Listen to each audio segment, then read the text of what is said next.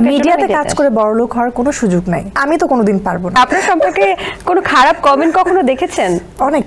যখন আমি কম্পিটিশনে চ্যাম্পিয়ন হলাম, অনেক বাজে বাজে কমেন্টস। তিনটা বাজে কমেন্টস বলতে পারবেন? এগুলা উচ্চারণ মানে মুখে আনার মতো কথা না। একটা মানুষকে জাজ না করে যখন কথা বলে তখন খুব খারাপ লাগে। ও এরকম তো হয়, দেখি নায়িকারা কি করে, ওদের জীবন যাপন এই সেই।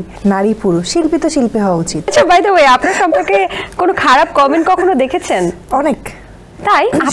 শুরুর দিকে মানে যখন আমি যখন মানুষ আমাকে চিনতো না, একদমই শুরুতে যখন এসেছি আর কি, যখন আমি কম্পিটিশনে চ্যাম্পিয়ন হলাম, অনেক বাজে বাজে কমেন্টস। তিনটা বাজে কমেন্টস বলতে পারবেন? এগুলা উচ্চারণ মানে মুখে আনার মতো কথা না আর কি। আচ্ছা, খুবই বাজে বাজে কমেন্টস ছিল, তো শুরুর দিকে অনেক মন খারাপ হতো। একটা মানুষকে জাজ না করে যখন কথা বলে তখন খুব খারাপ লাগে। সাপোজ তুমি ভালো বা খারাপ যাই হোক না কেন, আমি তোমার সম্পর্কে না জেনে আমি একটা কথা কেন বলবো?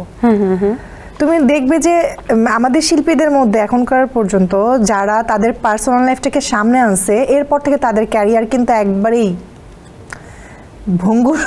কি বলবো, মানে তাদেরকে মানুষও ভালো চোখে দেখে না। কিছু হলে, যেমন আমার বাসায় এখন কিছু হলে, মানে অনেক এক্সাম্পল, মানে আমার ভাইদেরকে দেখি যে আমার বাসা না, মানে আমাদের আত্মীয় স্বজনদের মধ্যে, ও এরকম তো হয়, দেখি নায়িকারা কি করে, ওদের জীবন যাপন এই সেই।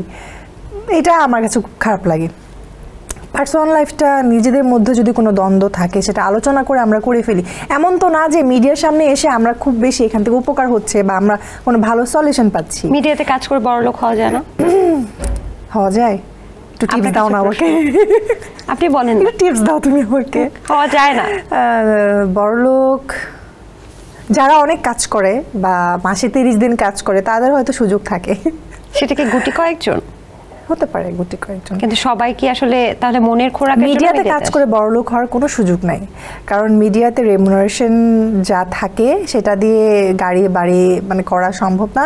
আর যা রেমুনারেশন হয় তার অর্ধেক বা পুরোটাই চলে যায় নিজেদের পেছনে, কারণ তুমি তো জানো অনেক কিছু আছে। না, এটা একেবারে সম্ভব না। আমি তো কোনোদিন পারবো না। আচ্ছা, আমরা দেখি যে সাধারণত সিনেমা বা নাটকের ক্ষেত্রে একজন পুরুষ আর্টিস্ট যে পরিমাণ রেমুনারেশন পাচ্ছে, নারীরা তার অর্ধেক বা অর্ধেকের চেয়েও কম পাচ্ছে। এটা তো আপনিও জেনে থাকবেন।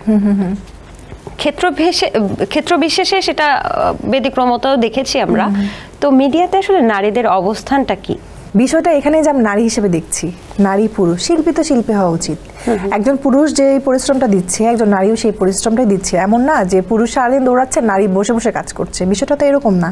কষ্টের দিক থেকে তো আমি বলছি দুইটাই আছে, কিন্তু আমাদের দেশে আসলে স্টারডমটা তৈরি হয় নাই। একটা মেয়েও যে সুপারস্টার হতে পারে বা ওইটা যে কেন, এটা কি পুরুষ শাসিত সমাজ দেখে নাকি এর মধ্যে অভ্যন্তরীণ কোনো কারণ আছে, সেটা অনেক বড় বিষয়, সেটা আমার দ্বারা বিশ্লেষণ করা সম্ভব না।